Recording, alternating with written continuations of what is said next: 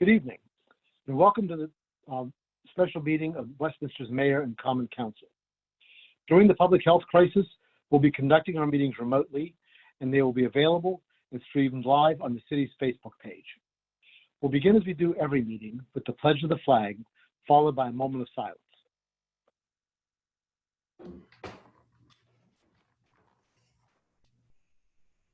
I pledge allegiance to the flag of the United States of America, and to the republic for which it stands, one nation, under God, indivisible, with liberty and justice for all.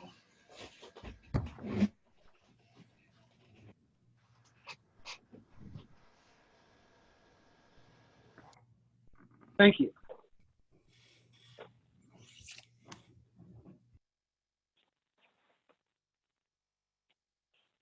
Good evening, everyone. Copies of tonight's agenda and the information packet that the council will be using are available online and on the city's website for those who are joining us either on Facebook or might be watching this at some other time. Because we just met last week and the staff has been very busy, we haven't got the minutes from last week's regular meeting. We will wait till the next meeting to consider those. And so we will move ahead with the agenda, and the next item of business will be a report from the mayor. Mr. Mayor, anything you would like to share this evening? No report from me today, Mr. President. Thank you. All right, thank you. Ms. Matthews, is there anything that you'd like to share regarding our COVID-19 pandemic update?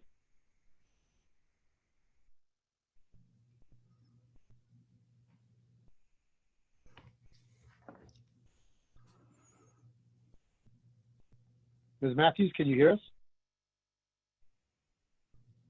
Well, perhaps we will return to that later if... Actually, can you hear me now? We can, yes. Okay, sorry, I think my cell phone was unmuted, but apparently I wasn't unmuted on Zoom.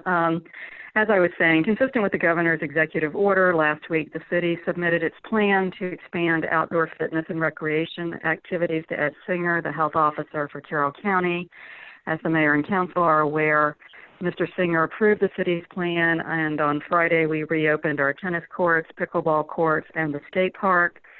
Our street department moved very quickly to post signs at each of these locations reminding users of those recreational facilities that no more than 10 people at a time can be in the space and that everyone is required to maintain the 6-foot physical distancing requirement. Our police department staff, supplemented by staff in our Recreation and Parks and Public Works Department, are conducting regular property checks of all the major city parks, and the police department will take appropriate action to ensure compliance, including the issuance of temporary park ban notices as appropriate. We did advise Mr. Singer as part of our plan that should the city encounter any repeated problems with adherence to the posted restrictions, we would take the necessary action and reclose facilities. For the benefit of anyone on the public who is listening, city playgrounds, park pavilions, and our basketball courts remain closed due to the difficulty in maintaining safe physical distance guidelines at these locations. Also wanted to take the opportunity this evening to update the Mayor and Common Council regarding staff's current thinking about the opening of the Westminster Municipal Pool. As you may be aware, the operation of such facilities is not allowed under Phase 1 of the Governor's Roadmap to Recovery, so we will not be opening the pool this Saturday, May 23rd, as we originally planned to do. In consultation with Ms. Gruber and Ms. Mullendor, it is staff's recommendation to the Mayor and Common Council that the pool remain closed for the entirety of the 2020 season, and this recommendation is based on a number of factors, which I'll just kind of quickly outline. It's unclear if and when we'll be able to open the pool in 2020 under the provisions of the Governor's Roadmap to Recovery. At the earliest, we'd be able to open the pool during Phase 2, and as you know, there is no time frame for when Maryland will move to Phase 2. And it is conceivable that we wouldn't be able to open the pool until Phase 3 of the Governor's plan, given the inherent challenges involved in ensuring physical distancing at a pool. Ms. Gruber and Ms. Mullendor informed me on, I believe it was Friday, that the Carroll County Health Department is not receiving pool permits or scheduling any pool inspections at this time. Additionally, any new guards that we've planned to have work for us will be unable to be certified as the American Red Cross is not holding in-person classes due to the pandemic. Additionally, Ms. Gruber also informed me that once the governor authorized the opening of facilities such as outdoor pools, it will take 2 to 3 weeks for us to be ready to open the pool. Also, as you may recall from earlier in the budget process, under normal circumstances, budgeted to break even operationally. I think it's fairly likely that we'll see some attrition in memberships due to ongoing concerns about COVID-19. And as Ms. Gruber pointed out to me, there is the potential requirement that pool users may need to wear masks, which would certainly not necessarily be the most comfortable pool experience. When the governor allows such facilities to open, it's also likely that there may be some capacity limitations that we would have to put in place to facilitate social distancing. And the last factor that Ms. Gruber brought to my attention, I think she learned of this over the weekend, the swim team notified Ms. Gruber that the Central Maryland Swim League has canceled its 2020 season. Many of the members of our swim team purchased a family pool membership because that is a requirement to be on the team. With the league's cancellation, it is likely that we'll get some requests to basically cancel their pool membership and to get their refund. So Ms. Gruber and I both believe that we will likely see a loss of revenue compared to prior years, once again, due to the Central Maryland Swim League's cancellation of its season. I believe I've covered all the factors that staff took into consideration in making this recommendation to you that we not open the pool in calendar year 2020. Ms. Gruber, is there any additional comments that you'd like to offer before we open it up for the Mayor and Common Council's feedback? No, not at this time. With that, Council President Pecker, I guess I'll turn it back to you and to your colleagues and get your thoughts or questions about our recommendation not to open the pool this calendar year. All right. Thank you very much, Ms. Matthews. And first, let me say welcome back, Ms. Gruber. We're glad to have you on the mend and back with us at meetings. We appreciate it. Would anyone like to be heard on the recommendation on the pool? Mr. President, Ms. Gilbert. I support the recommendation. Ms. Gruber and I had a conversation, so I'm fully support her recommendation at this point. All right. Thank you very much. Anyone else care to be heard? Mr. President. Mr. Mayor. I think that we've expected this for a while. It's just a matter of us making it official. I don't think anyone thought we were going to get enough of a pool season out of it, and even the optimistic, I think, outlooks would be very hard to get staff in there that would be looking to work a full summer somewhere else possibly and so forth. So I just think it's better that we stay ahead of these events and closings and err on the side of closing them early to save work for the Parks and Rec Department primarily, as well as some costs. So I fully support it. All right. Thank you, Mr. Mayor. Anyone else? All right. Thank you. I would say I think that it's, I agree with the mayor, something we've had under discussion for a while, wondering if it was going to be possible to have a season this year. It sounds like the mounting circumstances have made that more and more difficult and nearly impossible for us really to carry out in any kind of a realistic way. So, Ms. Matthews, I think that hearing no objections, I think that that's probably the course we ought to be following. And so, go ahead. We'll go ahead and notify the public accordingly.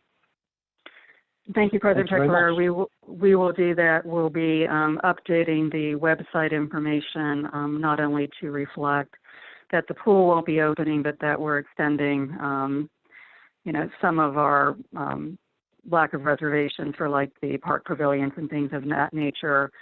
We will be sharing what is typically posted on our website and shared through Facebook with the Mayor and Common Council before it's distributed later in the day tomorrow. The last thing I would just note is that staff is having continuing discussions about the status of our summer camps, and we will be bringing that recommendation to you shortly. And with All right. that, unless Thank you. Chief Ledwell, is there anything you'd like to add to the report? I'll just add that we've had very minimal number of executive order violation complaints at this point, even following the most recent opening of certain park facilities. We just haven't had that many calls for service. That's it. All right, great. Thanks, Chief. All right, so with that, we will turn now to council comments. See if anybody has anything they'd like to mention before we get into the rest of the agenda. We'll go in alphabetical order. Mr. Cavacci, anything tonight? Mr. President, just very briefly, once again, I'd like to thank all of you for getting us through a pretty difficult budget season. I'm assuming we're probably going to get this passed this evening, I hope. And I just know that, everyone put a lot of time and effort into this. It was a little tumultuous at times. I'd also just like to briefly comment, there's been some criticism levied, I should say, particularly at our mayor. And I just wanted to comment that I think it's mostly born out of a combination of probably ignorance of what really goes on behind the scenes and emotion, but unquestionably it's pretty unfair, some of the things that have been said. Bob Blueball did a nice piece in the RSA section a couple of days ago, commenting about some of those things, along with some of the things that the commissioners have been criticized of as well. And I totally agree with what he said. I've worked with the mayor now for 3 years on the council. And again, I said this once before, while we don't necessarily agree on everything all of the time, I can assure everyone that his heart is in this for the right reasons. He's doing it because he wants the community to be a better community. And that's the driving force behind the things he does and the decisions that he makes. And pushing the issue got us to a point that I think we needed to get to, and that would not have happened had he not stepped up and forced that. And I think a lot of other people would have shied away from that. And I give him credit for having the cojones to do it. So that's it, Mr. President. I hope I hope we get through this evening peacefully and get this done.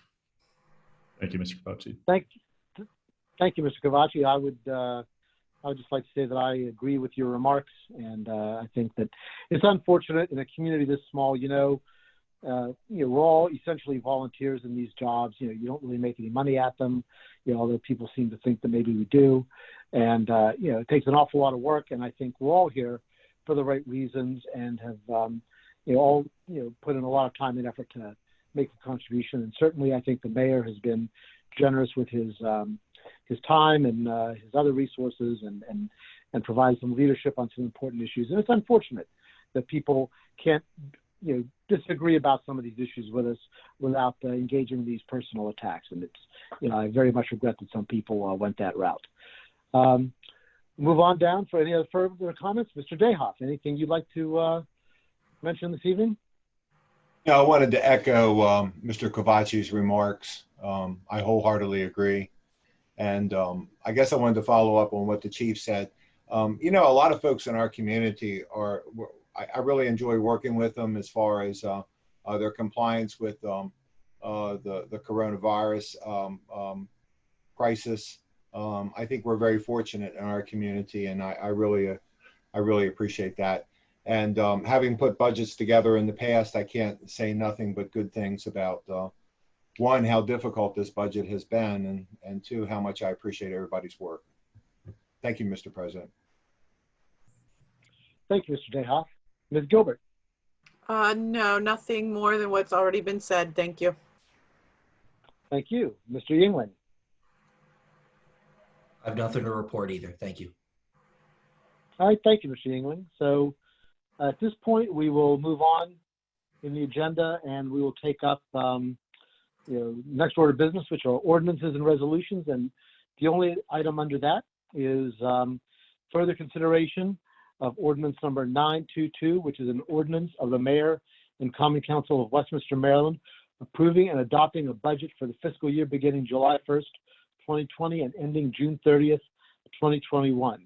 And I'm going to turn to Ms. Palmer just to recap where we are on this. But before I do that, I just want to say that I want to thank Ms. Palmer and Ms. Matthews and all the rest of the staff. You know, in the midst of the current pandemic, it's been kind of a moving target to try and get everything captured that we need to do in this budget. One of the things that's been challenging have been revenue estimates. Another thing has been trying to capture, what our expenditures are going to be due to some of the last minute changes in direction that the council has given as we try to shape the final version of the budget. So we appreciate all their hard work.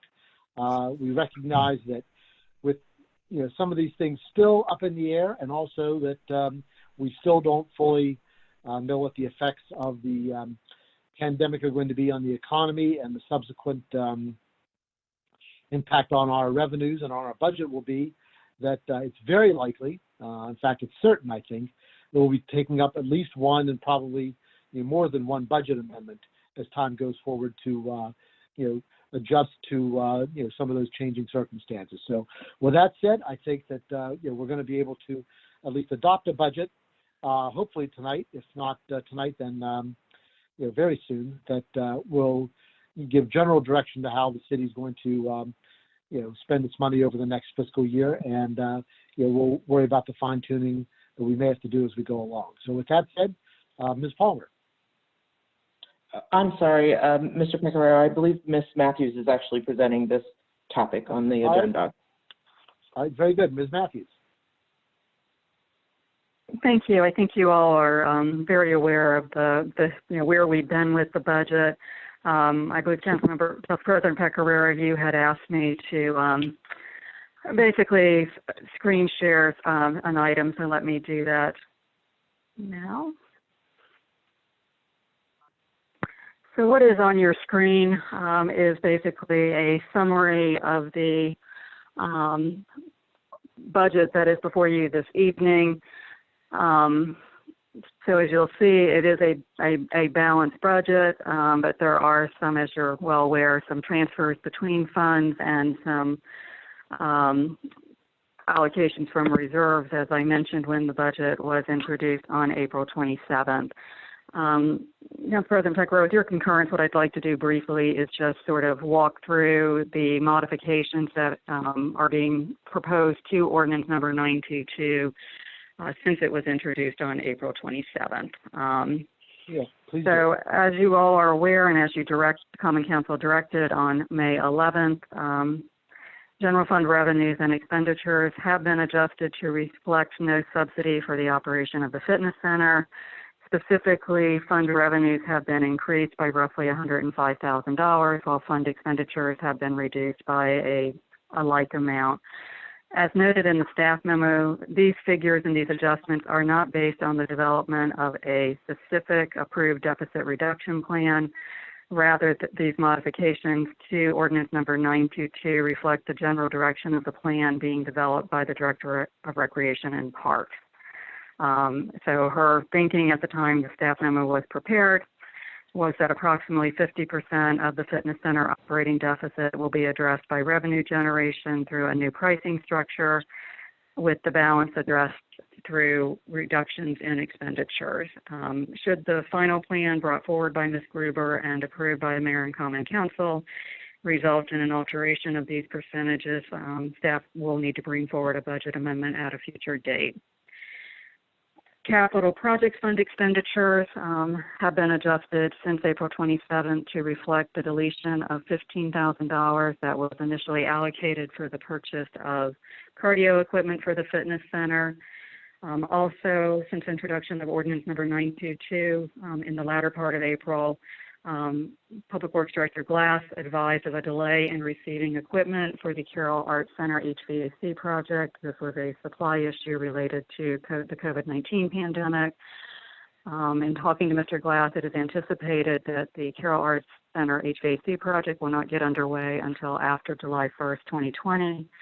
Therefore, the full contract amount of $164,500 has been reappropriated in the version of the budget that is on your screen. The net impact of these changes is an increase of $149,500 to capital project fund expenditures. Also on May 11th, the Common Council, as proposed by the mayor, recommended that we include additional funding in the 2021 budget, specifically about $25,000 to promote the Westminster Fiber Network. The amended ordinance that is before you this evening assumes an increased drawdown in state loan proceeds. One thing I did just want to call out to your attention is that the ordinance number 922 has not allocated funding to each of the various departmental budgets for what I'm going to refer to for the sake of this discussion as the enhanced phase 3 implementation of the compensation and classification study results. Common Council had directed on May 11th that with eliminating the deficit in the fitness center operations, you wish to direct that funding to more work in phase 3 to deal with compression issues. As you may recall from the April 27th discussion, the original amount included for phase 3 was approximately $78,000 across all funds. As of tonight, the development of a new phase 3 implementation plan is underway, but it has not been finalized. The Mayor and Common Council previously directed that once we do have a new phase 3 plan, that we bring that before the Mayor and the members of the Personnel Committee. And we will do so and schedule a meeting as soon as we actually have a plan to present. Once a final phase 3 plan or a new phase 3 plan has been developed, there will be a budget amendment required to allocate funding from the general fund reserve to the various departments in the general fund. I do want to call to your attention that adjustments will also need to be made in the water fund, the sewer fund, and the fiber fund, as enhanced funding in phase 3 will impact these funds as well as the general fund. And I would note that the water fund, sewer fund, and the fiber fund are unaffected by any elimination of the fitness center operational deficit.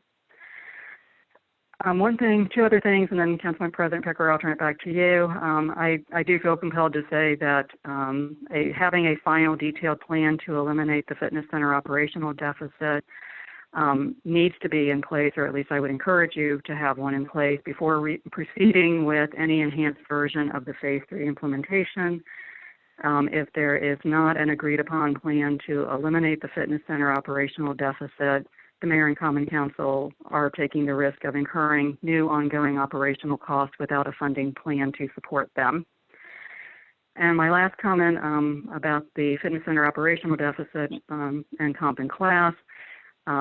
Obviously, your goal was to basically have about $209,000 available to apply to phase 3. I do want to just call to your attention, this may be unnecessary, but there will be associated fringe benefit cost impacts, specifically but not limited to Social Security, Medicare taxes, increased city costs for state retirement and life insurance premiums. And in some of the larger budgets in the general fund, specifically the police department and the street department, we may need to evaluate what is in the budget before you this evening for overtime expenses for those two large departments, depending on the impacts of salary on their overtime budgets.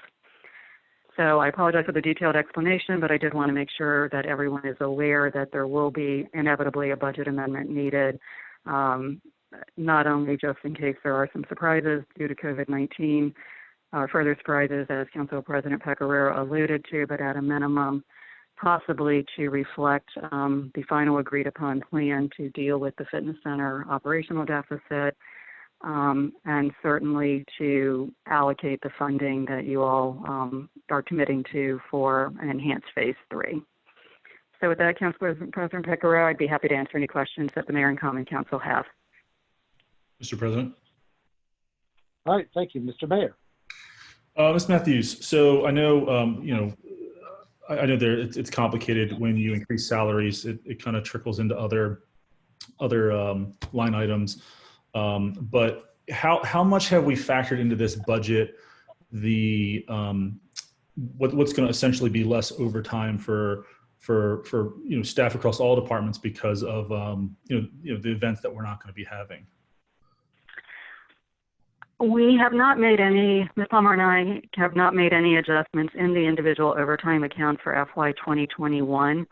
At this juncture, it's unclear what the status of those events will be, and I would, I think the Mayor and Common Council know the events that we've canceled to date are all falling into FY 2020.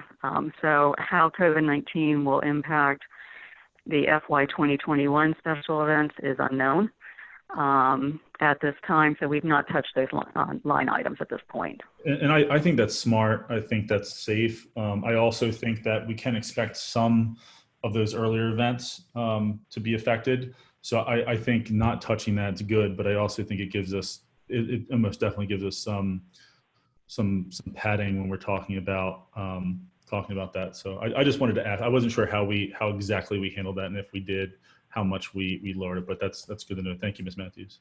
Thank you, Mr. President. Thank you, Mr. Mayor.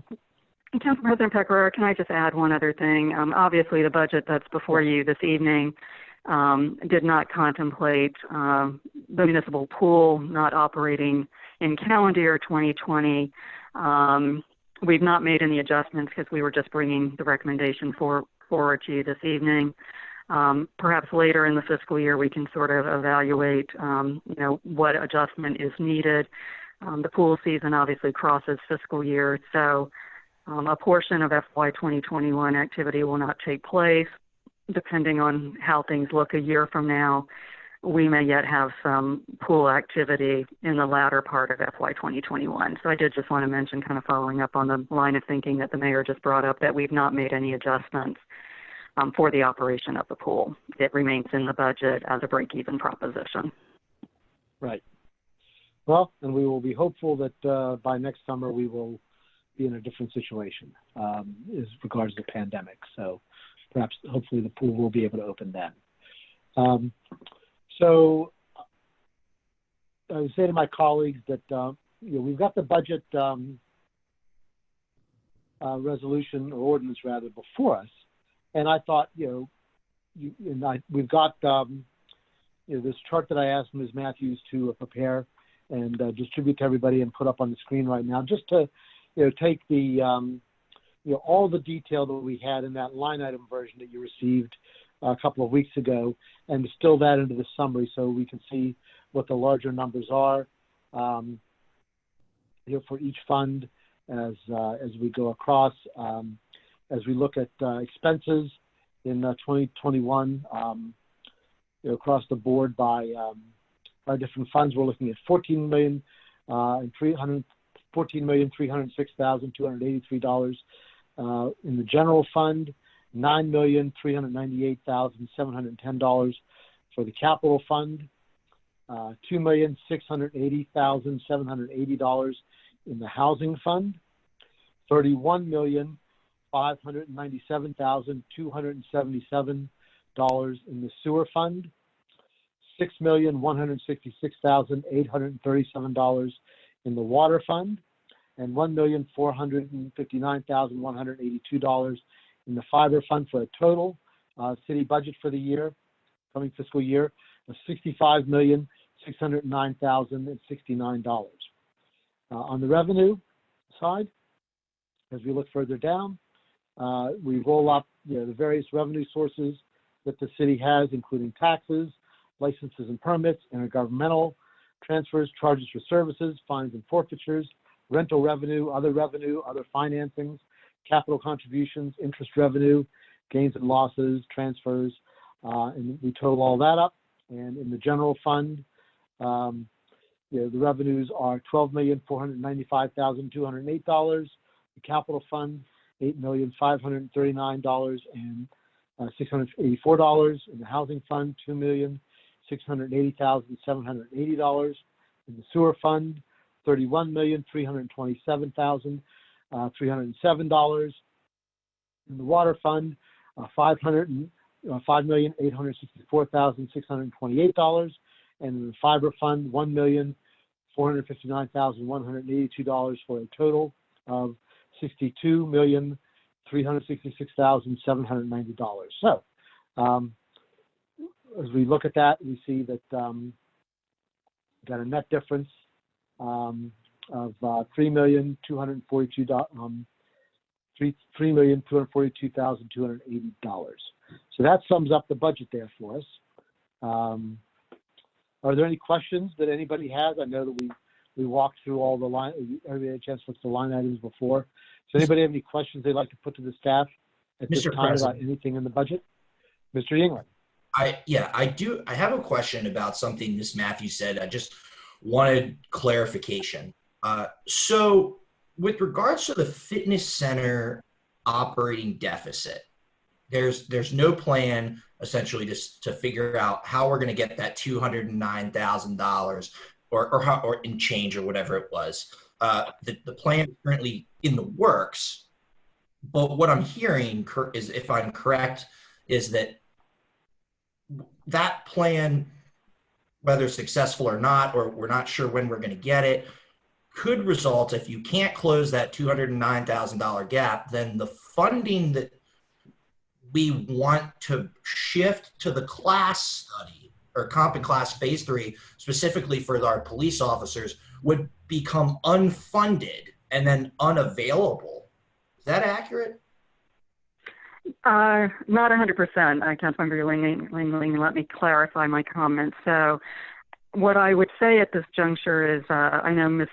Mullendor and Ms. Gruber have spent considerable time developing a plan to eliminate the fitness center deficit. I know Ms. Palmer, Ms. Childs, and I had a conference call with them. I believe it was Wednesday morning.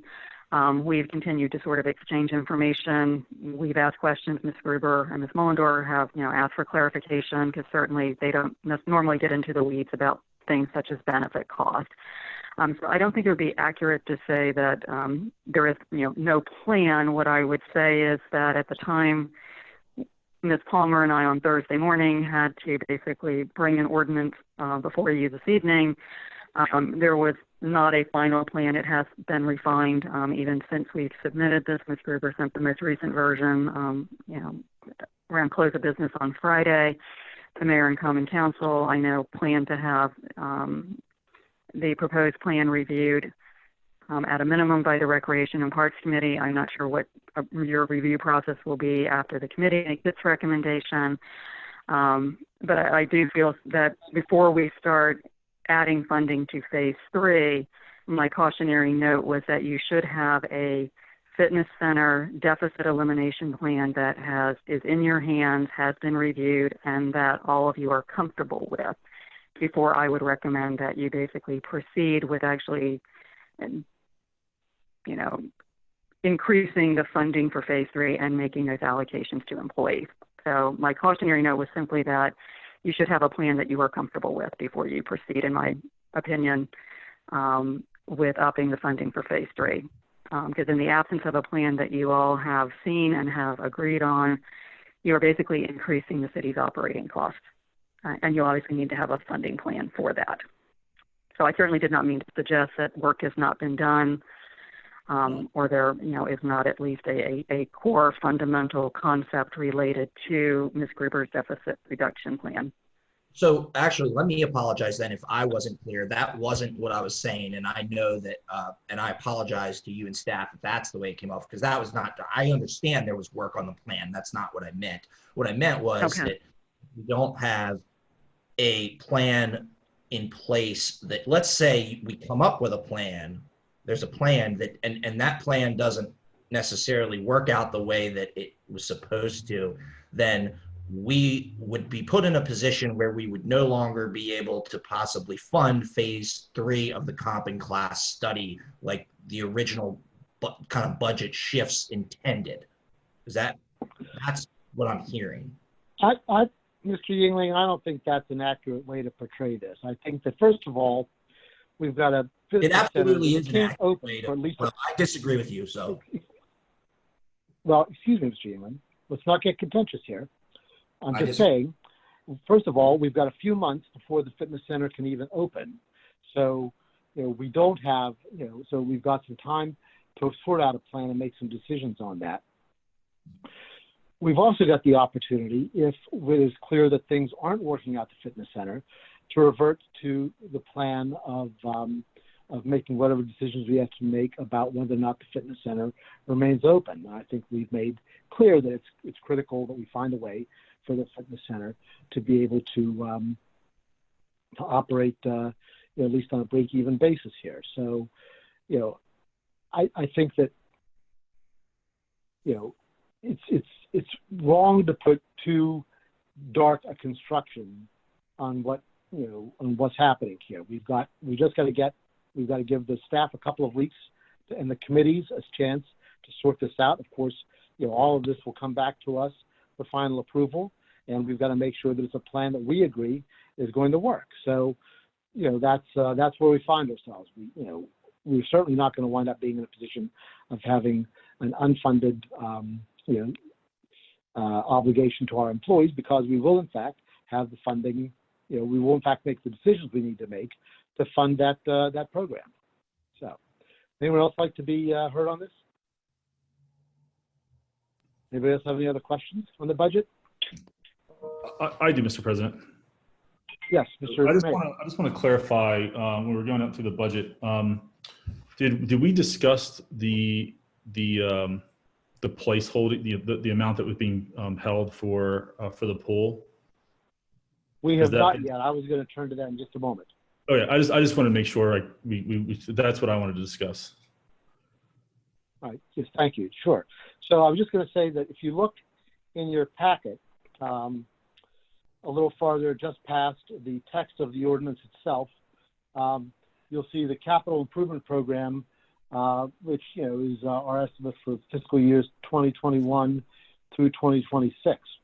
And one of the items in there, which has a major placeholder in the budget, and I think we need to give some discussion to this before we think about adopting the final budget, is the improvements we've been discussing at the city pool. Now, this is all budgeted in the coming fiscal year, and the placeholder is nearly $3 million, $2,955,000. We have a meeting scheduled to discuss this at the end of the month after Labor Day, but as we were looking at it this morning or earlier today, the mayor and I discussed this with the city and with the city administrator, and we probably need to have some conversation about this tonight, because it is a major placeholder in the budget, and things are moving forward with what we want to do with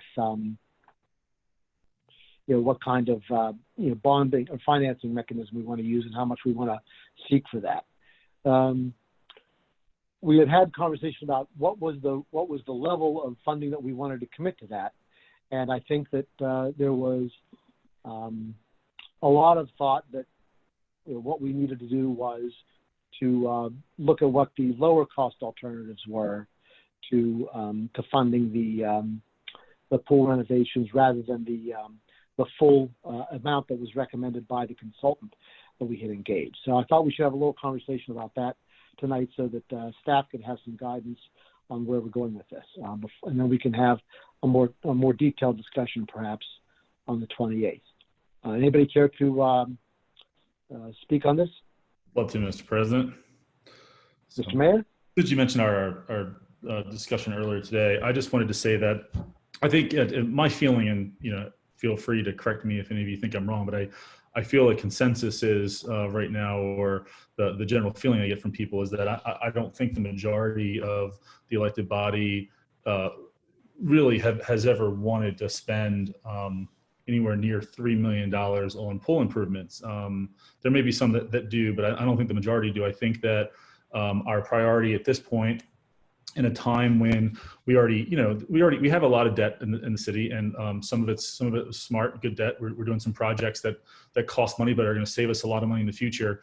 But I think we need to be cognizant of it. And I think that when we're talking about a larger amount to make significant pool improvements, we're definitely talking about bonding it out.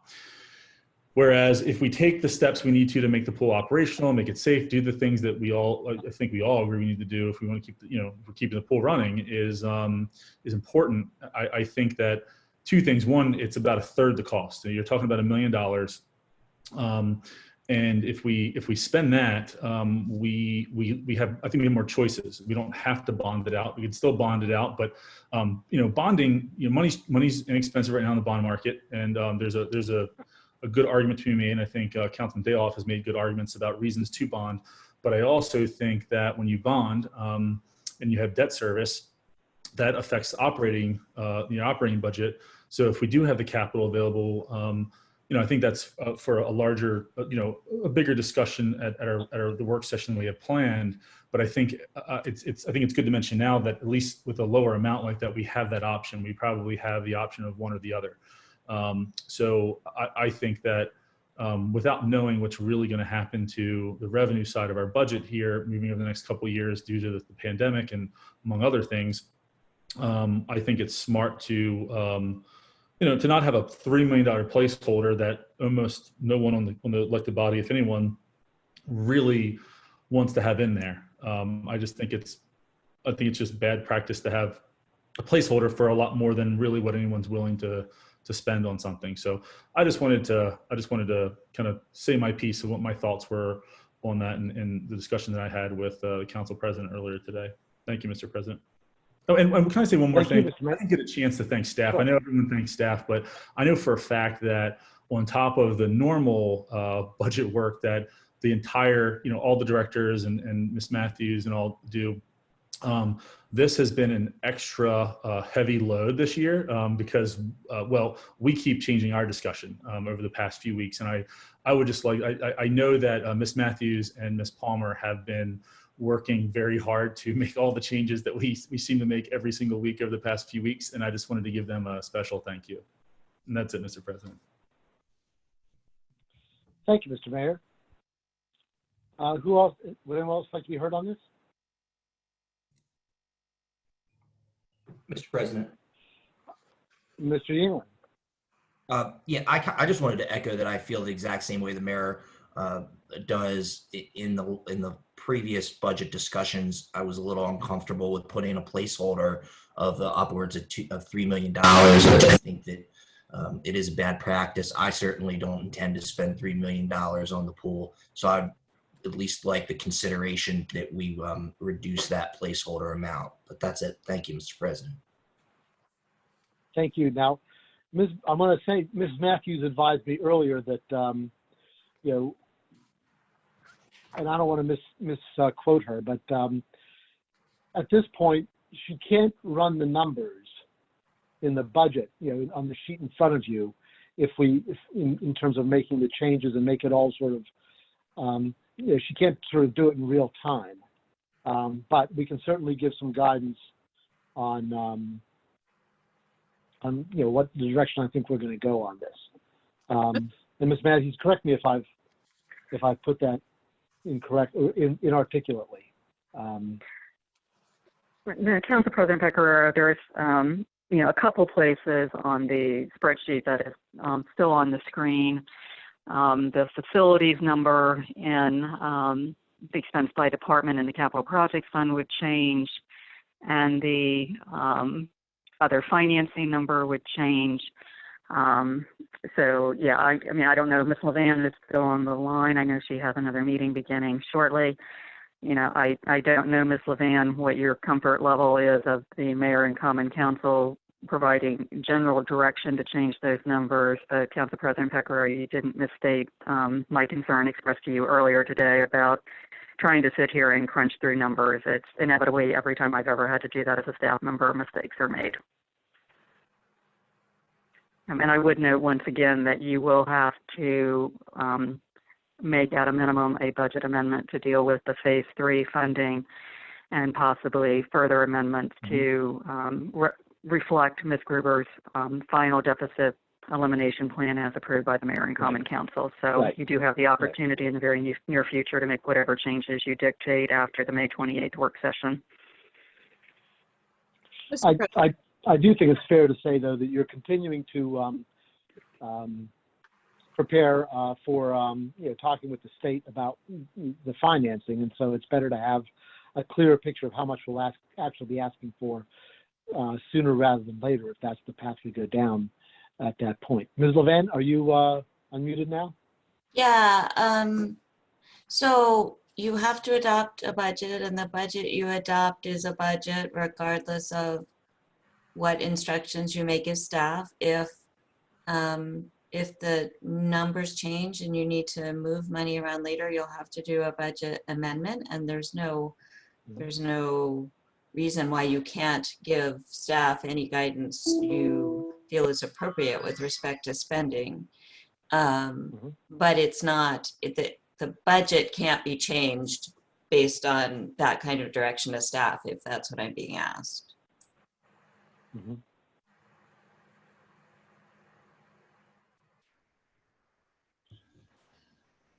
All right. Well, we did this differently in the old days before we had spreadsheets and, plug numbers in and it changed the whole sheet. We just would cross out a number and write a new one in. But that was 20 years ago, and I know that we do things differently these days. I'm sorry. If you're asking me, can you do that on the budget that is introduced before you adopt it? Yes, you could do that. Oh, okay.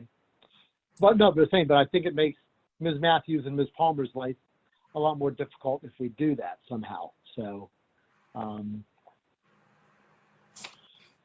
but I was, so if we go back to the pool, and just to recap my recollection, I know that others have looked at this more carefully. I know Mr. Dayhoff, his committee met and looked at this in some detail, but I think that the recommendation that staff actually brought to us was to go with the insert shell, which I think was around $700,000 or so, and then there were some ancillary items that needed to be done in terms of doing some repair work around the pool, in terms of some of the buildings, some new plumbing and filtration equipment, I think it was, and things like that made it safer for staff to get engaged in that. And I think that was something shy of $400,000. So I think, my guess would be just a ballpark it, that we're pretty safe in talking about a figure somewhere around 1.2, 1.5 million in terms of what we actually would be investing in the pool to make it safe and ready for use in what I guess would be, the summer of 2020, summer of 2021. So, Mr. President. Ms. Gilbert.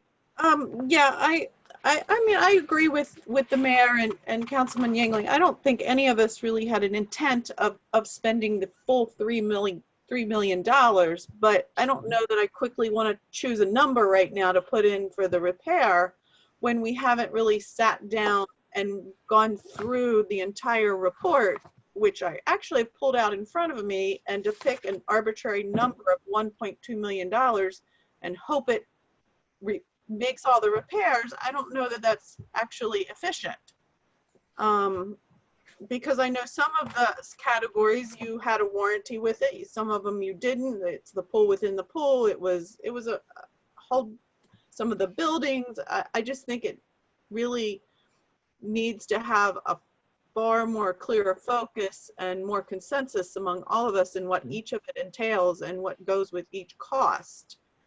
And it was also my understanding that Ms. Matthews suggested the $3 million only because that was the high end and we could change it later. It was easier to go down than it would be to go up. Am I mistaken on that?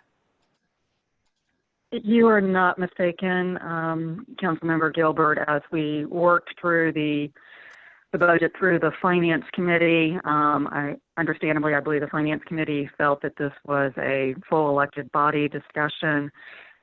It was my sense that you all would be plan to do some type of renovations or improvements to the pool in FY 2021. As I stated, as far back as the budget introduction on April 27th, this was considered a placeholder number. Revenues match expenditures. Obviously, if you bond it, there will be some debt service, but it was essentially kind of, as everyone's been using the term, a placeholder number until such time as the Mayor and Common Council had the opportunity to fully discuss the issue. Right. Thank you, Ms. Matthews. Thank you, Ms. Gilbert. Anyone else like to address this? I'm not trying to pick an arbitrary figure. I just want to say, I mean, the figures I picked were based on the numbers I saw in the report, just, you know, the two things that we identified as the things that we thought were really important to do. I'm certainly willing to discuss it and come up with what people think is a reasonable you know, place to go. So I'm sorry, was someone seeking recognition? Mr. President. Mr. Dayhoff. If this is the direction of council, I think if I'm not mistaken, and maybe Councilwoman Gilbert can refresh my memory, but I remember we discussed some specific numbers in the meeting in which we discussed the various options that we had with the pool. And I guess what we're talking about with the pool, whether we do the necessary repairs or whether we do, I guess the necessary repairs would affect the capital budget. I mean, any thoughts to move? We're going to have another meeting, next Thursday? Any thoughts of moving up that meeting, and we could have some numbers for you? Well, I don't know that we can move that. I'm not smart enough to pull them out of my computer at the moment. No, nobody's asking you to do that. I mean, I think it's going to be 1.3 million is what it's going to take to bring the pool up to speed, and I'm pretty comfortable with that number. But I should really have an authoritative site in front of me. But then there's a bigger discussion that if we spend $1.3 million on repair capital maintenance for the pool, how is that going to affect a capital project at a later point in time to rebuild the pool? I'm not, you know, unless we can build upon those capital repairs. Well, and so I would, and somebody can correct me if I'm wrong about this, but my recollection of the presentation from the consultant and the subsequent discussion with staff was that we had sort of an either-or decision about the pool itself. Either we do the insert shell, which essentially seals the pool, and that's the fix, or we say we're not going to do that, and we're just going to rebuild the pool, which would mean closing the pool and, you know, spending a lot more money to rip everything out and rebuild a whole new pool. And that was by far, you know, the more expensive alternative. Certainly you wind up with a nicer pool perhaps in some ways, but I didn't think that there was any strong support for that option, as I recall in any of our conversations. And Mr. President, and that's what I'm sensing. Mr. Dayhoff. And that's what I'm sensing. Thank you. And that's what I'm sensing. Because to pile onto the conversation, if we were to go with bonding out $3 million, that would add on capital. We would have to add $200,000, a $200,000 responsibility on operational above and beyond the current model that we're looking at for the pool, which is budget neutral. So that adds to a complexity, and that would be for the debt service. And in this economic environment, I'm just not sure that I see the appetite on the part of any of us to do something like that. We need to start cutting down some of the variables. And then if I could add, we've had 3 solid plans to make Parks and Recreation budget neutral. We just need to finalize that number, but I feel fairly confident that we're going to do just fine with that, especially since if we're taking $209,000 out of Rec and Parks and putting it towards salary compression, some of that salary compression is going to come out of the water fund, it's going to come out of the sewer fund, and it's going to come out of the fiber fund. So that even lowers the pressure on that $209,000 out of operational. Am I making any sense? So, I mean, I think we need to start lower. I think we need to start refining some of the variables. I mean, I'm perfectly willing, if you want to speed up the meeting on the pool, I'm okay with that, because I think it's simply a matter of dusting off one of the plans. There's one plan for about 1.3 million. There's another plan for about 1.1 million. I think we might be able to make that determination fairly quickly. Council President Pecoraro? Yes. I just want to note, once again, my comment during the staff report for this ordinance. The $209,000 as proposed would strictly impact any kind of salary and benefit increases in the general fund. There will also be necessary adjustments in the water fund, the sewer fund, and the fiber fund. None of those costs are reflected in the $209,000 that you all have been talking about, because they're going to show up in the 3 different funds. All right. Thank you. So that portion of those increases is not accounted for in this budget in any way. All right. Thank you, Ms. Matthews. So as I was just saying earlier, I'm sorry, my light just went out for some reason. As I was saying earlier, I think that it was Ms. Matthews' preference as we try to do this, that we not try to change the number in the capital budget tonight and leave that for a future date. But I thought it was worth having at least a brief discussion about it to give some sense of what the council's intentions were. And I think it sounds clear to me that the intention is to not spend anywhere near $3 million in the pool, but to go with the lower cost alternatives after we have some discussion about exactly which ones of those we want to go with and how we want to do that. So, does anybody else wish to comment on that? Mr. President. Ms. Gilbert. I don't necessarily want to comment any further on the pool, but I did have a couple quick questions for, I guess, Ms. Matthews. More than anybody else. Do you want me to wait? Are we still doing pool comments, or can we continue? I think we can continue. Okay, so I did have a question. So Ms. Matthews, granted, this is my first very comprehensive budget that I'm reviewing, so pardon me if some of you may already know the answer to this question. But I was looking through the budget and I was kind of curious. I know it's particularly for Parks and Rec, we have the revenue and then we have the expenditures. Giving you an example, say the oyster stroll, we have the expenditure of how much it costs us to have the oyster stroll, and then we have the revenue of what we made on it. Is there anywhere in this budget, because I honestly couldn't find it, other than me taking down and adding and subtracting each one of the expenditures and revenues to figure out a line where we are either in the plus or we're in the negative, and how those events kind of work out, or is that something I need to kind of do myself? It is. It's basically, we can certainly put that together for you, Councilmember Gilbert. Just because of the way budget line items fall, that's not the way we do it. But I had started that at, I think, at some point in time, doing historical information.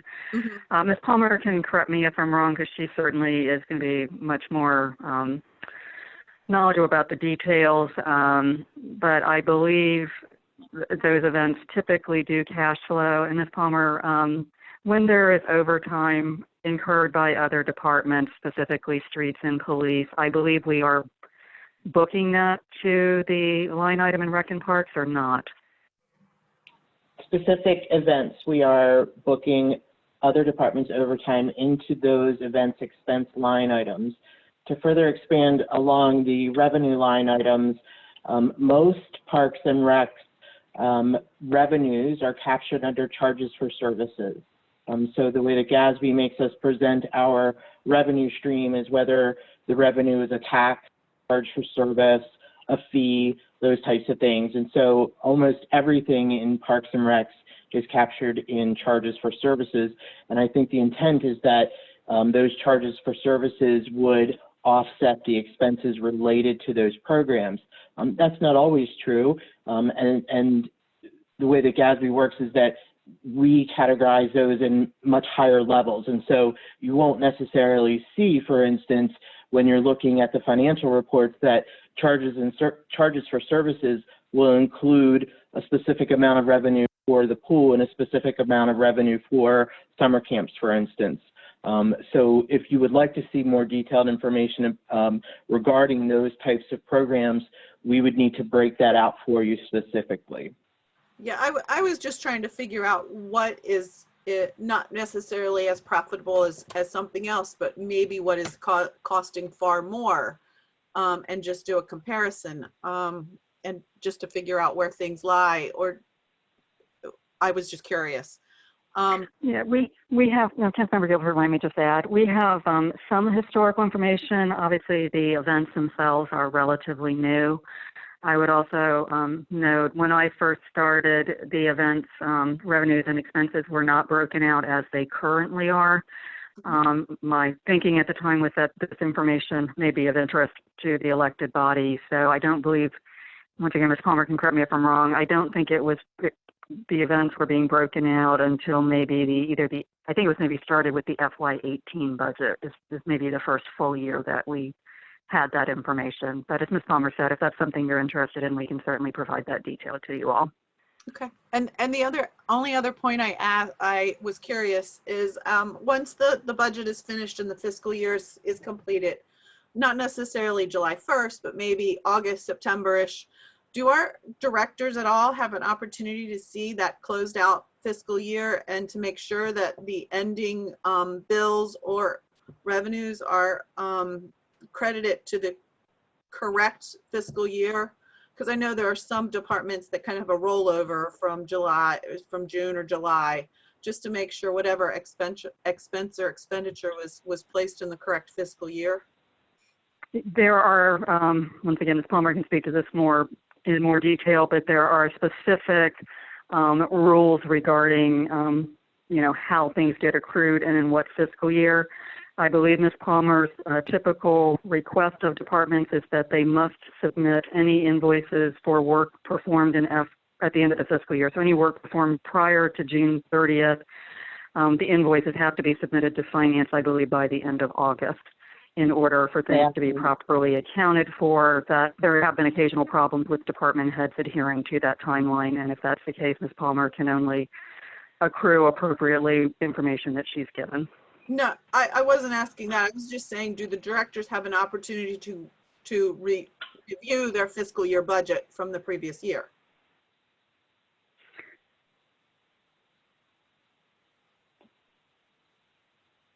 The finance department provides unaudited financial statements on a monthly basis, which is, I'm not sure this is what you're asking, Councilmember Gilbert, that will show what their budget is and what they have expended. So those reports are sent by a member of, it's a link to a file by someone in the finance department to each of the department directors. What they do with that information, hopefully they are reviewing it, but that opportunity is provided to them by the finance department.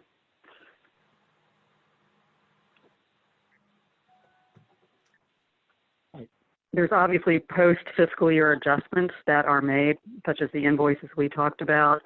So there are going to be adjustments made by the auditors.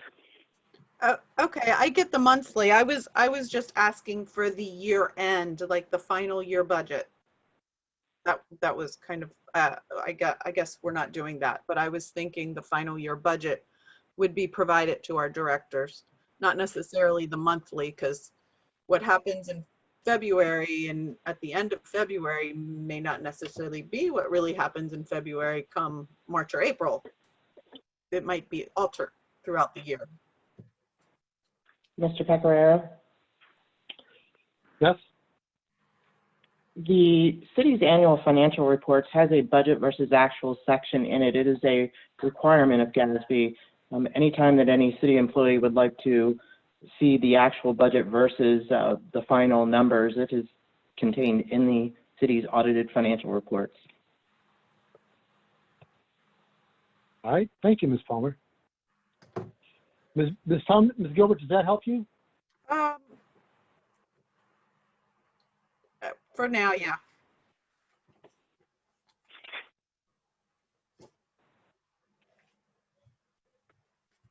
Okay. So does anybody else have any other questions on the budget in general? Mr. President? Mr. Dayhoff. Want to try and you want to try and nail down those numbers on the pool while we're in a meeting? I mean, Well, I'm happy to continue the conversation about that if you want to do it at the next somebody meeting, would like. or you want to do it now? Well, no, I'm happy to do. I'm happy to do it. I'm happy to continue to. It seems to me to be the only real. I mean, we've got to figure out the fitness center, but that's not going to happen tonight. We're waiting on, the committee and the department staff to come back to us with a real plan that we can evaluate. So that's going to be a little time. But in the shorter term, we do need to come to grips on the pool issue, and we're either going to do that tonight or next week. I'm happy to do it tonight if we can. As I mentioned earlier, I just looked at the report that I pulled up on from the consultant, and I roughed the figures, but they were and I've got them in front of me, and I know Mr. Bayhoff, I believe you do too, and I know Right. Ms. Matthews has them. So if you'd like to, if you've got them in front of you, Mr. Dale, would like to share them, please go ahead. I'd have to, Mr. President. Yes. Yeah, if you've got them right there, I got to dig through the computer a little bit. Right. Well, what I've got here is of the 2.955 million, there were 6 items. One was, first of all, the pool within a pool installation, which Right. would stop the pool leaks, and that was $657,000. Then item 2 was new plumbing and filtration equipment and a new filtration building, which was $375,000. And I understood that those were the two, as I recall, those were the two most important things to do. Right. Then next, there were some things that we thought would be nice to do if we could, once we got around to them.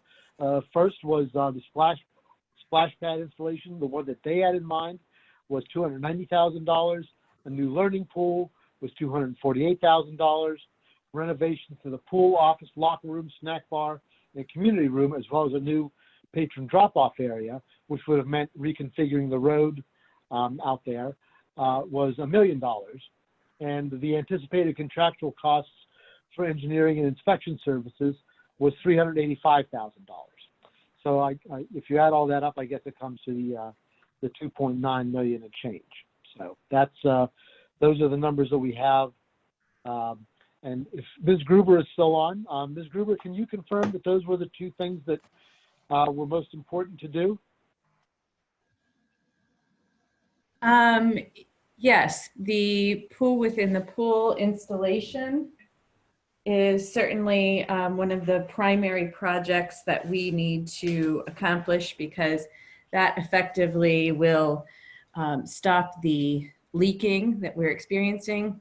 And then additionally, when that construction is underway, it makes sense to add the new field and pool filtration building, because we'll already have a fair amount of construction going on. And at that time, all of the plumbing can be adequately sized for what we anticipate will be new COMAR guidelines coming up in the future for turnover rates. So those are the numbers. Yeah, right.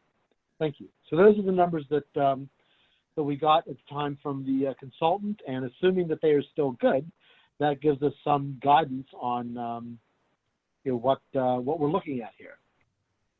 Mr. President, Mr. Cavachi. if we're going to go ahead and dive into the pool tonight, which it seems to me that we're doing, I would like to hear more from Ms. Gruber other than just confirming what those numbers are. I'd be curious as to what her opinion is in terms of what she thinks we should be doing or not doing, considering she's our Director of Recreation and Parks.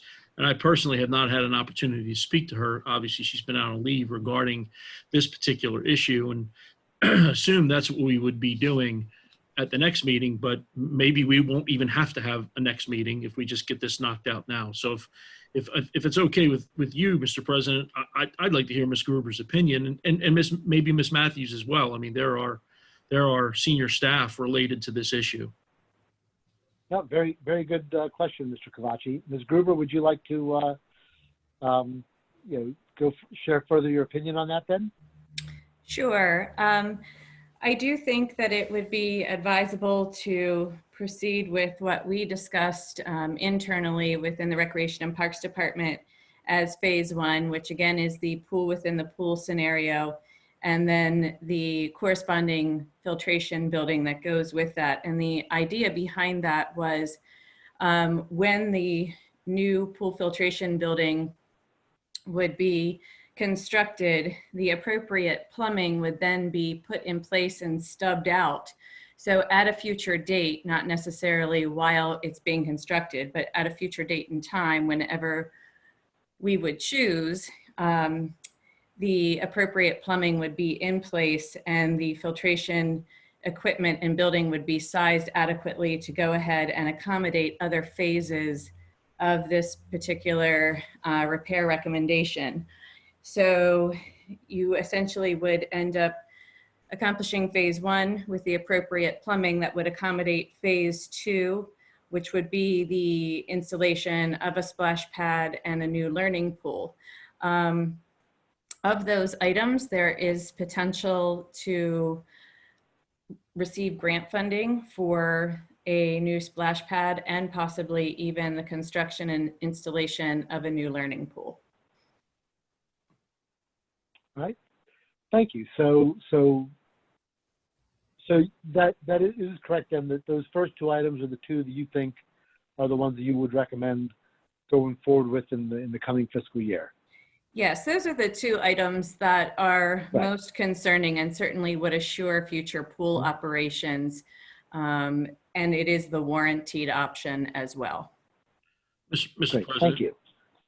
Mr. Cavachi. There was a final item when you were, I do not have that document in front of me, but there was the last item, I believe, referred to potentially engineering or something of that sort. What was that again?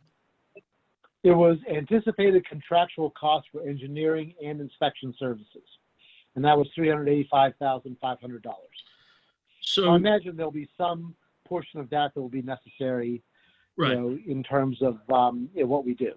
Well, that's what I'm driving at. I mean, obviously, if we're going to do at least potentially a portion of this project, I would assume some of those costs are going to be in there. But Ms. Gruber, maybe you can enlighten us a little bit more. Do you know if that line item in their proposal is separate from the first two items, or a portion of that would apply if we go with what you're calling phase one?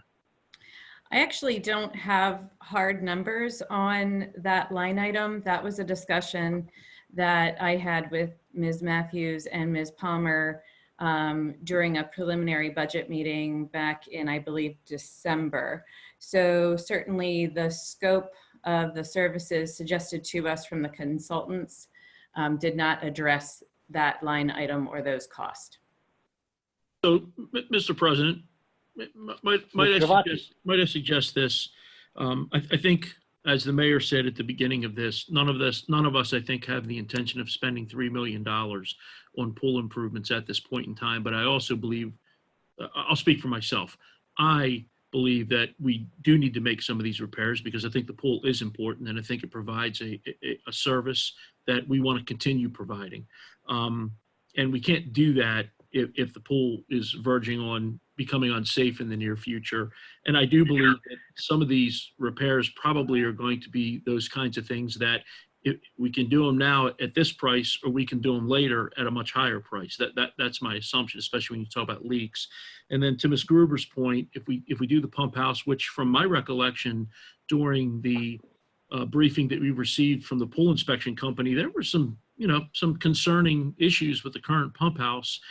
So I think we really do have to do that as well, not to mention that it sets us up for potential future improvements that maybe we can get granted for, or we may never do, but regardless, we can at least put these in place.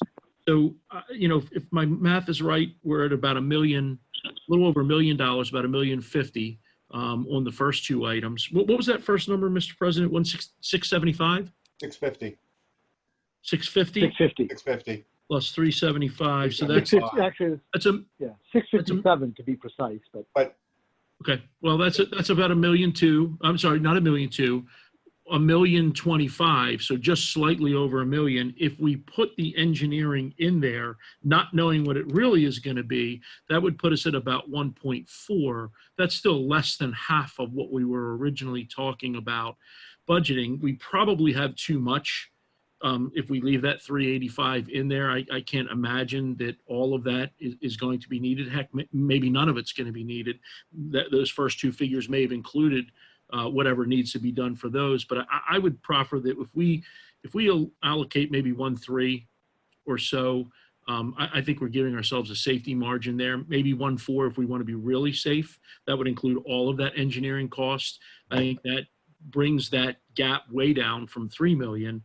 And I think we leave. Now, I realize that we can't change the numbers at this point. I know you said that presents problems on Ms. Palmer's part to do that, but I guess maybe I'm talking about in terms of what we're realistically going to do moving forward. I think we should agree that, you know, it would be that 1.314 number maximum. Mr. President.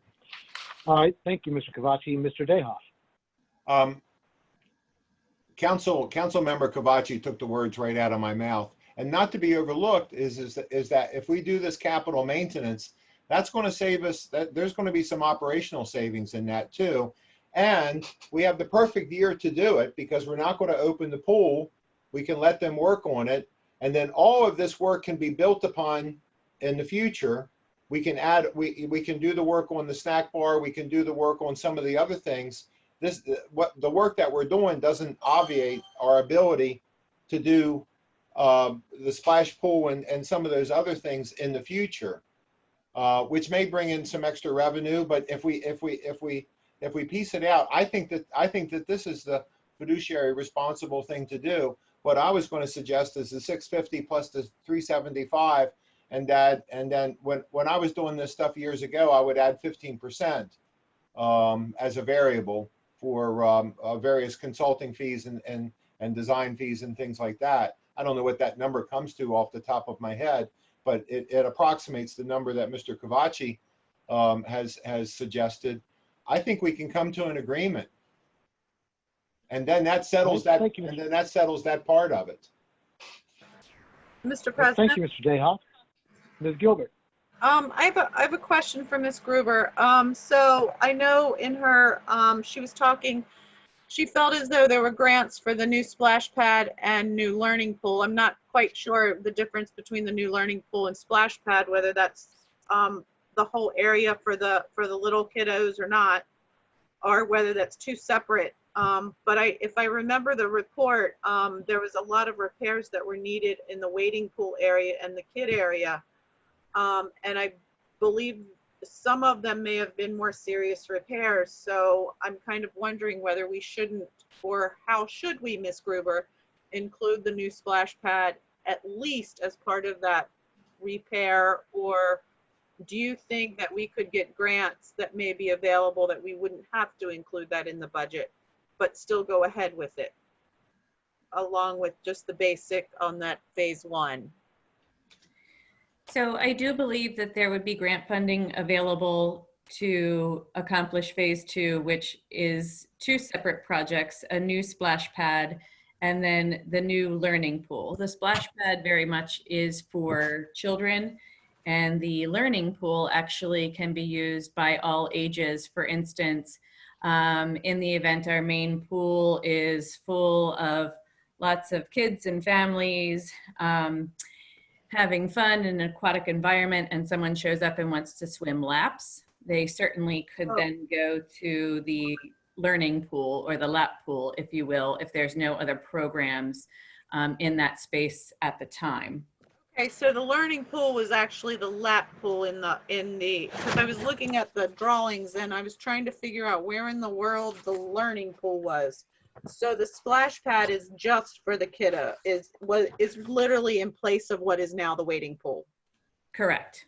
Okay, so I know we're trying to cut costs, particularly given the environment that we are in, but if there is some serious repairs that are needed to our current wading pool and we can no longer use it, then logically, when you come as a family, I would think that we either need to make those repairs on that current wading pool, or we need to bite the bullet and do the $290,000 for the splash pad, because something needs to give, or you're going to have to shut down a piece of that. Am I right, Ms. Gruber, or no?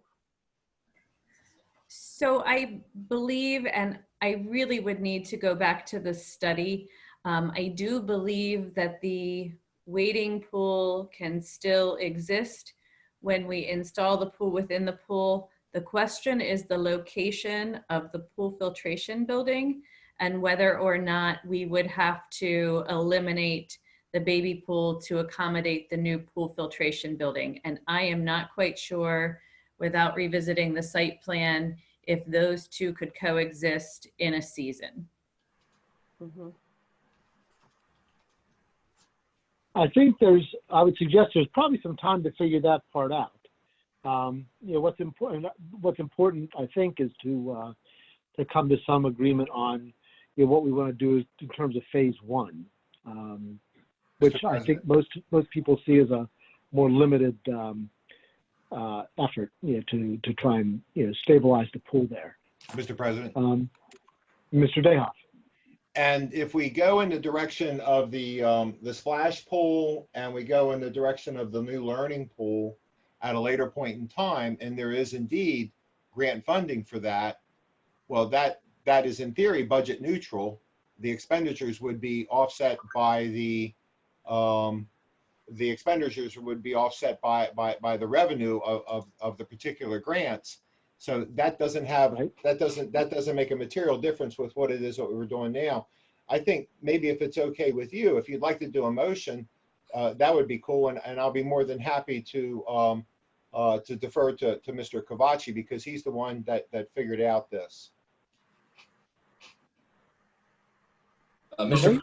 Cavachi, I don't know if I figured it out. I'm just offering what I think is a workable solution for all of us. Right. Mr. Mayor, you kind of started us down this path in terms of, the concern on that 3 million. Are you comfortable at the 1.4 figure? Yes, I thought originally placeholder. Yeah, the number I was looking at was closer to $1 million, but I think after, I'm okay with doing what you discussed for the 1.4. The reason I'm uncomfortable with the 3 million is, like, we're already starting to tick back up right now. Like, everyone's talking, because everybody, like, they favor maybe one thing. So after we all talk, we all add that one thing and we're back up to the 3 million. And then there's also been talk about moving the pool entirely to Wakefield and building like an indoor-outdoor complex there. So, like, leaving these big budget numbers in there, these $3 million numbers, makes me nervous, because when you make a placeholder, there's some intent there to use it. If there's zero intent to use a placeholder, you don't have that placeholder. So I worry about that $3 million number. Like I said, I came into this very comfortable with that number. It was between $1 million and 1.2. 1.4, if it gets us something that opens things up and makes things more comfortable in the future, I'm okay with that. I have no objection to 1.4. Mr. President, if I may continue, I don't want to speak out of turn. Sure, go ahead. So, just to be clear, and I think everyone would agree, I'm pretty hawkish by and large. I hope we aren't going to spend 1.4 million. I hope we are much closer to the million at this point in time, because I think we do need to be very conservative with what we're spending. So to be clear, I only left that in there because I think with the engineering side of that proposal, we really don't know what was in there relative to how that plays out with these first two line items. It's the only reason I even suggested we leave it in there. But I absolutely am of the belief that we need to be much closer to that $1 million mark. So Mr. President, I don't know if we need a motion or if we need, any type of formal decision, but. So before you make the motion, which I'm happy to entertain, let me just go back to Ms. Matthews and Ms. Palmer. So Ms. Matthews, you've got, I think, given, that I haven't heard any objection to this so far, there's a pretty clear direction on this, on the pool. you expressed a concern about not changing this number in the budget tonight. Ms. Levan has long left us, and of course she said we can do it, legally if we want to, but we're trying not to make your life more difficult here any more than we've already done over the last couple of weeks anyway. So, in some deference, what would you prefer that we do here at this moment? Ms. Palmer, you can correct me if I'm wrong, but I believe what would need to happen is that on page 5 of your agenda packet, the $3,814,526 under other financing sources would need to be reduced by $1.4 million. On page 6 at the top of your agenda packet, under the Capital Projects Fund, the $3,564,529 would also need to be reduced by $1.4 million. Is that correct, Ms. Palmer? I haven't done the math, but you are correct in the locations. Okay. So Well, since you have, what I was going to say, Council President Tucker, there's a whole series of amendments that you're going to have to make a motion to amend this ordinance anyway to reflect all the changes between April 27th and tonight. You can certainly pull out my calculator and tell you what those numbers are, and it can be part of your larger motion if that's what the Mayor and Common Council would like to do. All right, well, I would like to not have to drag this out any longer, but I understand that it's a challenge to keep up with all this as we're doing some of this on the fly. The alternative to we'll tell you what, we can have Mr. Cavachi make his motion to amend to reflect this particular change. And then I guess the only alternative would be for you to bring back to us on May 28th a clean version of the ordinance, which we could finally adopt, hopefully in a very brief meeting on the 28th. Well, I would note that part of the meeting on May 28th and my request for the meeting is for you all to also discuss how you plan to fund the debt service for any bonding. So I'm sorry, my intent was to go back to the CDA, ask for some bond scenarios. So certainly the information you provided this evening would basically narrow the field to basically, no more than 2 bonding scenarios, and for you all as a group to decide how you're going to pay for any debt service once we know what that number is. Mm-hmm. I mean, I just did the calculations. I can tell you what the changes are you need to make in the ordinance before you, if that's the direction that the Mayor and Common Council want to go this evening. All right. Well, Mr. President. Mr. Dehaas.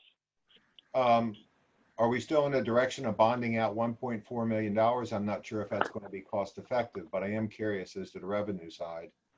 And I would also be curious as to how much our cost reductions will be on the operational side as a result of fixing the pool. And I don't know if Ms. Gruber and Ms. Mullendorf can quantify that or not. I doubt very much they could answer those questions tonight. Mr. President, Ms. Gilbert. I don't know if it's just me, but I feel like the whole thing is a bit of a quick decision on all of it, and I personally would rather have more informed decisions and more informed plan than to decide this tonight. Sorry. Well, it's my thought. Yeah, sorry. I mean, I think we've been discussing this for a long time, and it's a pretty simple decision, but in many ways. But I think the challenge is that we've got to get the document to look right at the end of the day here. So, Mr. President, I expected Mr. Yingling. I actually tend to agree with her, but and respectfully disagree with you. It's not a simple decision. These are big decisions, and certainly I don't want to drag it out as much more than we have to. But if we have to make, more informed decisions and what's easiest for staff, then we should consider that. So I agree with Councilwoman Gilbert. All right, so Council President Tucker, I'm going to make a suggestion, and Ms. you all Matthews, can yes. accept it or not. You know, at this juncture, I think there's discussions that you all need to have about, I mean, I need to get information from the CDA, which is going to take some time, and I would note that next Monday is a holiday.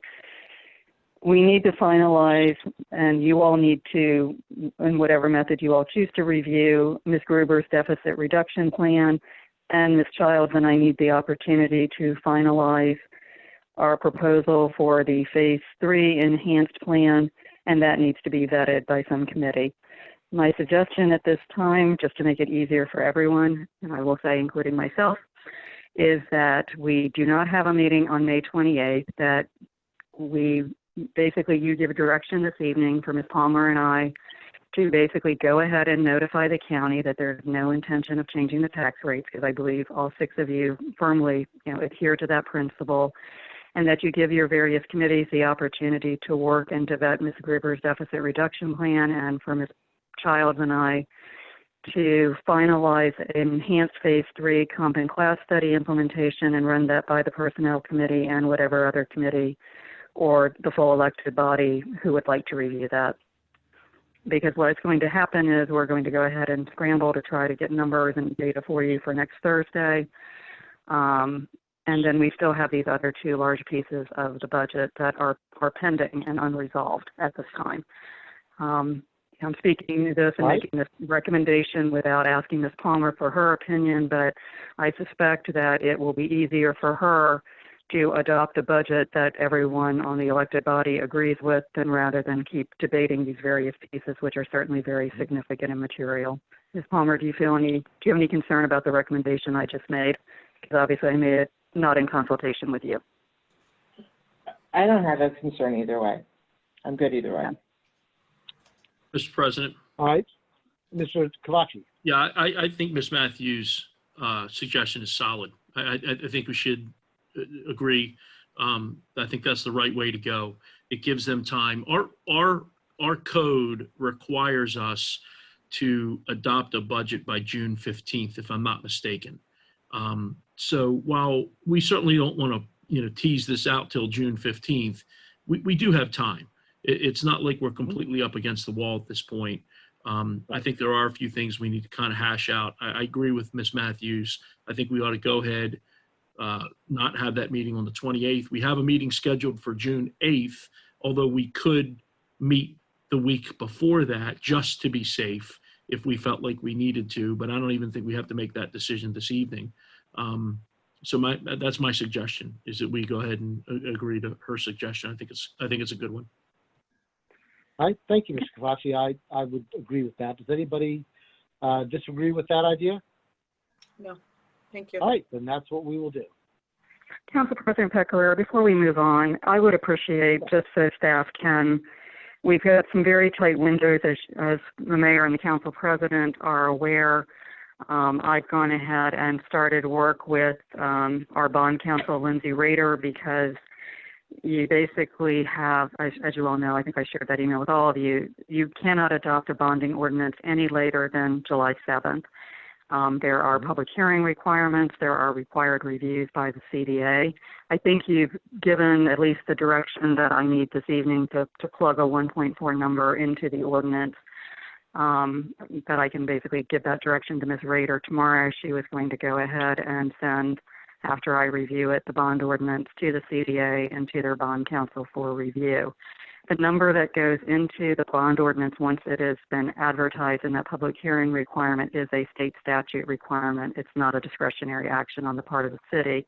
The number that is in the ordinance is the maximum that the city can borrow. So one of the considerations, and you probably have enough cushion in there, but there will be issuance cost associated with any bonding. And typically the city's practice has been to pay the cost for Ms. Rader's services out of pocket, directly out of our cash, and we have typically put any kind of issuance cost related to the CDA's bond counsel and other factors, and that's rolled up. So once that ordinance is publicized, that is the maximum amount that the city will be able to borrow through the CDA.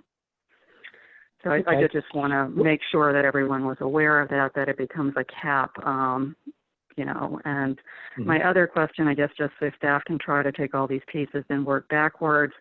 The mayor and common council previously agreed that the Recreation and Parks Committee would basically vet Ms. Gruber's deficit reduction plan, and that staff, specifically Ms. Giles and I, were to bring the Phase 3 plan, enhanced plan, once we have one, to the Personnel Committee. Are there any other reviews that the staff needs to be cognizant of besides those two committees so that we can make sure that we do have a budget that everyone is comfortable with adopted by June 15th? Right. Well, the Obviously, we Finance need to Committee factor in always, that a few times. right, the Finance Committee always takes a final look at anything that concerns money, so we'll factor that in as well. But we can schedule that quickly and easily. That's not going to be a problem. So Okay, thank you very much. I just wanted to get that clarification. Right. Mr. President. Hi, Mr. Dehoff.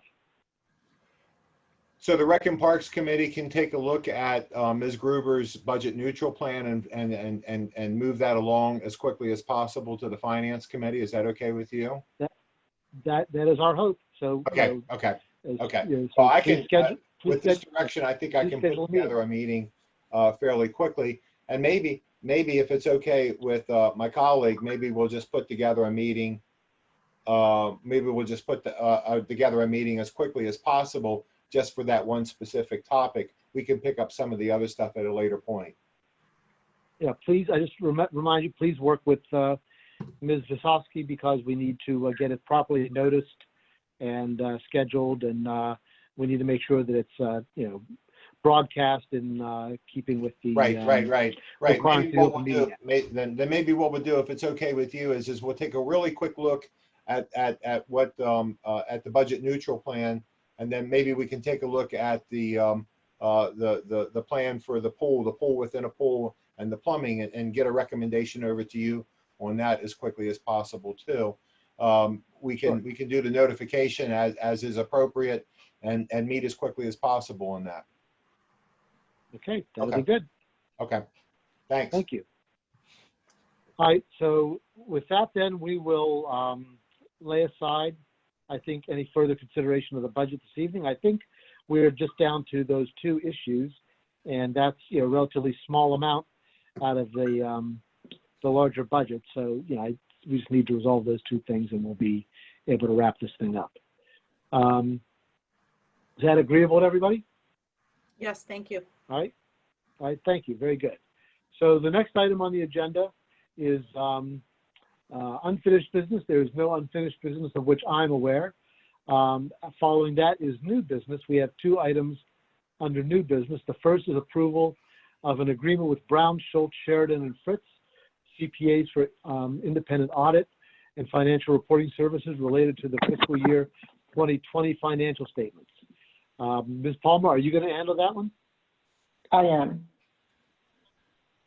All right, please go ahead. So this is the contract with Brown, Schultz, Sheridan, and Fritz.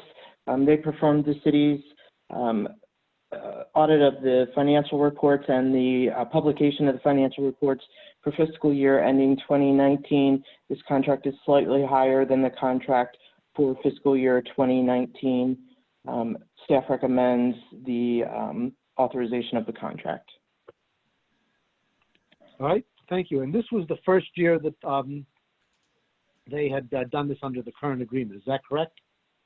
That is correct. Right. So usually we give our auditors a couple of years before we go out and rebid it. That's been our practice ever since we began bidding these things again, putting these things out there again. So is this agreeable to everybody? Any discussion? Mr. President, I'll go ahead and move that we accept the contract for the auditors for fiscal 2021. I'll make a second. It's 2020. It's 2020, correct, Ms. Palmer? It is 2020. It is 2020, yes. Right, Looking back, my Right, mistake. just want to make sure. All right, thank you, Mr. Cavaci. We have a motion from Mr. Cavaci, and I believe a second from Ms. Gilbert. Correct. Is there any further discussion? Mr. President, Mr. Yingling? I just need to recuse myself from this vote. All right, thank you very much for noting that. Is there any further discussion? All right, hearing none, are you ready for the vote? All those in favor of approving the contract as presented signify by saying aye. Aye. Aye. Opposed, say nay. The ayes seem to have it, and the ayes have it, and the contract is approved. Thank you. All right. The next item is Ms. Childs. It's the, I'm sorry, I'm just going to scroll back up to my agenda here. Authorization for the change in life and disability insurance program vendors. Ms. Childs. Good evening. The Local Government Insurance Trust offers a life and disability program to its members as a part of the Legit Health Cooperative. This program, which is administered by the Benecon Group, was established in 2011. Legit currently has 35 municipalities enrolled in this program. The city's life and disability benefits are currently provided by United Healthcare through the city's local broker, Wayne Barnes. The city provides life and disability benefits to employees at no cost except for supplemental life, which is voluntary and 100% employee paid. Mr. Barnes had been working with United Healthcare on the FY 2021 renewal when staff became aware that Legit offers a life and disability program while still utilizing the services of the member's local broker. Of the city's life and disability insurance benefits, short-term disability is the one most used by employees. The city claims experience has sometimes been an issue in the past, making it more difficult to negotiate a multi-year rate guarantee. Staff asked Mr. Barnes if he would be willing to work through Benecon to obtain a quote for life and disability coverage through Benecon, which Mr. Barnes did. Benecon has provided a proposal for life and disability coverage through the Lincoln Financial Group that matches the city's current benefits at an overall savings of 11%. The savings are a result of lower rates for life, short-term disability, and long-term disability benefits. The 11% reduction in rates equates to a savings of just under $12,000 based on FY 2020 salaries. Additional program savings will be realized in the FY 2021 budget due to the reduced rates being applied to increased employee salaries due to the 2% across the board adjustment and the phase 3 implementation of the compensation and classification study. Lincoln's rate for accidental death and dismemberment and supplemental life coverage are the same as the city's current carry rates through United Healthcare. Lincoln is one of the nation's leading group benefit insurers. By joining the Legit program, the city would achieve more stable rates due to the pooled volume of business while continuing its long-term relationship with a local broker overseeing the insurance plan. In addition, Benecon would serve as a liaison between the city and the insurer and would work very closely with Lincoln to ensure that claims are processed in a timely manner. Due to the lower cost of Benecon's program and the potential for rate stabilization, City Administrator Barb Matthews and I recommend that the city move its life and disability program to Legit and authorize the mayor to execute all documents associated with this change in insurance providers effective July 1st, 2020. Thank you. All right, thank you, Ms. Childs. All right, so before we start the discussion, may I have a motion? I'll make a motion to approve. Second. All right, thank you. There's been a motion by Mr. Young to approve and a second from Mr. Cavaci. Is there any discussion or questions from Ms. Childs or anybody else? Mr. President. Mr. Cavaci. So this meeting's been long. I will try to be very brief, but I just wanted to take a moment and let Ms. Childs know, and I'm sure Ms. Matthews as well, how happy this makes me that we're able to go out, find this better plan, yet still keep this through a local business owner. I talk about that all the time, as do some of the others in terms of keeping business local. When I first saw this come across, my initial reaction was, oh God, here we go. We're ripping more business away from a local business owner. And in fact, that's not the case. So I just can't express how happy this makes me that we're able to save this money and at the same time keep the business through a local broker. Great job. Thank you. I felt like it was a win-win proposition for us.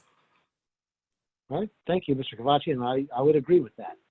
Any other comments or discussion? All right, hearing none, we'll move on to a vote. All those in favor signify by saying aye. Aye. All right, those opposed say nay. The ayes seem to have it and the ayes have it. And the change is authorized. Ms. Schultz, thank you very much, and thanks again for a good job on this. So we'll now turn to departmental reports. Ms. Matthews, are there any reports from you or any of your department heads tonight? I'm not aware of anything pressing, Council President Pecoraro, particularly since we just provided reports a week ago. So unless the mayor and council feel differently, I'm certainly comfortable just waiving departmental reports this evening. All right, great. Thank you very much.